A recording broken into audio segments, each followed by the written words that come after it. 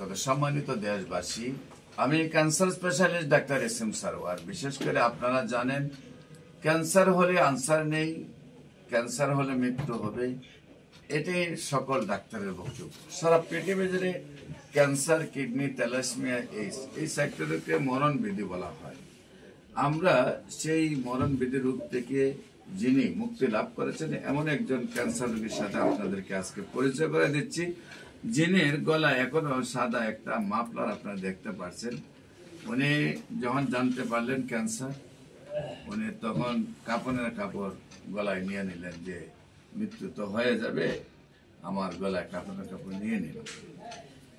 উনি আমার কাছে যখন চিকিৎসা আসলেন 4-5 জন রোগী লোক ওনাকে ধরে একেবারে নিয়ে আসে। আল্লাহর অশেষ রহমতে আমার চিকিৎসায় প্রায় আজকে থেকে আরো 1 যুগ আগে সুস্থ হয়েছেন। আজকে আরেকজন